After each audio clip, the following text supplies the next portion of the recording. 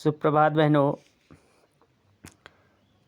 कक्षा 9 आज देखते हैं हीरा और मोती में जो तीसरा पार्ट है कहानी का। अरे यह क्या, कोई सांड डौंकता चला आ रहा है। हाँ, सांड ही है। वह सामने आ पहुंचा। दोनों मित्र बगले झांक रहे हैं। बगले का अर्थ जो है कहाँ को भागें ये सोच रहे हैं। सांड पूरा हाथी है, उससे भिड़ना जान से हाथ धोना है, लेकिन न भिड़ने पर भी जान बचती नज़र नहीं आती। इन्हीं की तरफ आ भी रहा है। कितनी भयंकर सूरत है। मोती ने मूक भाषा में कहा, बुरे फंसे, जान बचेगी, कोई उपाय सोचो। हीरा ने चिंतित स्वर में कहा, अपने घमंड में भूला हुआ है, आरजू विनती न सुनेगा, भाग क्यों न चलें। भागना कायरता है तो फिर यहीं मरो। बंदा 9 2 11 होता है, और जो दौड़ाए तो फिर कोई उपाय सोचो जल्दी। उपाय यही है, उस पर दोनों जने एक साथ चोट करें। मैं आगे से रगीजता हूँ, तुम पीछे से रगीदो।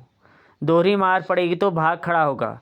मेरी ओर झपटे, तुम बगल से उसके पेट में सींग घुसेड़ देना। जान जोखिम है पर दूसरा उपाय नहीं।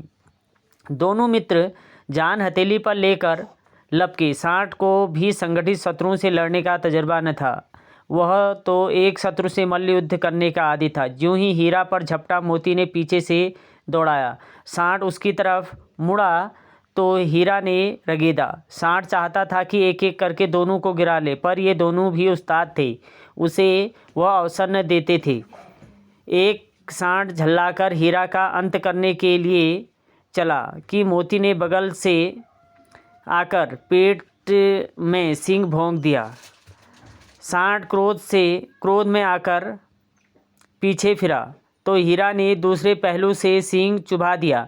आखिर बेचारा जख्मी होकर भागा और दोनों मित्रों ने दूर तक उसका पीछा किया, यहाँ तक कि सांड बेदम होकर गिर पड़ा। तब दोनों ने उसे छोड़ दिया। दोनों मित्र विजयी के नशे में झूमते चले जाते थे। मोती ने संतोष अपनी सांकेतिक भाषा में कहा,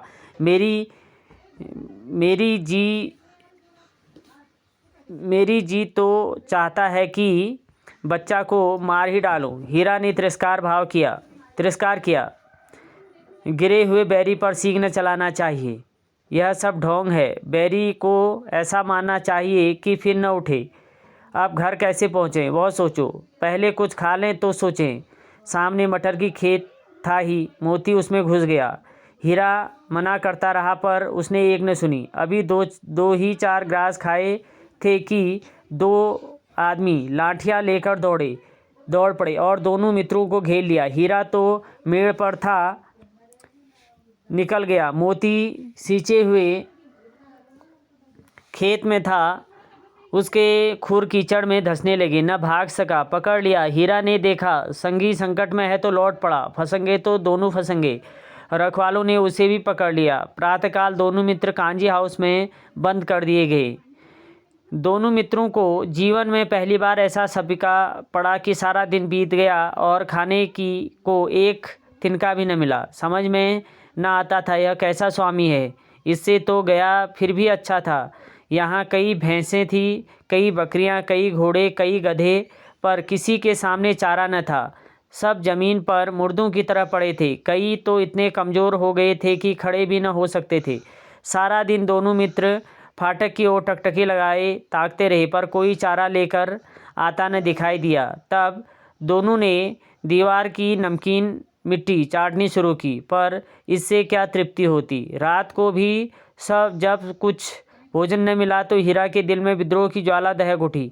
मोती से बोला, अब तो नहीं रहा जाता मोती। मोती ने सिर लटकाए हुए जवाब दिया, मुझे तो मालूम होता है प्राण निकल रहे हैं। इतनी जल्द हिम्मत ना हारो भाई, यहाँ से भागने का कोई उपाय निकालना चाहिए। आओ दीवार तोड़ डालें।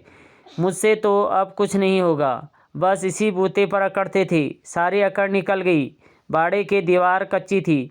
हीरा मजबूत तो था ही। अपने नुकीले सींग दीवार में गड़ा दिए और जोर मारा तो मिट्टी का एक चिप्पड़ निकल आया। फिर तो उसका साहस बढ़ा। उसने दौड़ दौड़ कर दीवार पर चोटें की और हर चोट में थोड़ी थोड़ी मिट्टी गिराने लगा। उसी समय कांजी हाउस का चौकीदार लालटेन लेकर जानवरों की हाजिर लेने आ निकला। हीरा का उजट्टपन देखकर उसने उसे कई डंडे रसीद किया और मोटी सी रस्सी से बांध दिया। मोती ने पड़े पड़े कहा, आखिर मार खाई, क्या मिला? अपने बूते भर जोर तो मार दिया। ऐसा जोर मारना किस काम का कि और बंधन में पड़ गई। जोर तो मारता ही जाऊंगा, चाहे कितने ही बंधन पड़ते जाएं। जान से हाथ धोना पड़ेगा, कुछ परवाह नहीं, यूं भी तो मरना ही है। सोचो दीवार खुद जाती तो कितनी जानें बच जाती। इतने भाई यहाँ बंद हैं, किसी की देह में जान नहीं। 2-4 दिन और यही हाल रहा तो सब मर जाएंगे। हाँ, यह बात तो है। अच्छा तो ला, फिर मैं भी जोर लगाता हूँ। मोती ने भी दीवार में उसी जगह सींग मारा। थोड़ी सी मिट्टी गिरी और फिर हिम्मत बढ़ी। फिर तो वह दीवार में सींग लगाकर इस तरह जोर करने लगा मानो किसी प्रतिद्वंदी से लड़ रहा है। आखिर कोई 2 घंटे की जोर आजमाइश के बाद दीवार ऊपर से लगभग 1 हाथ गिर गई।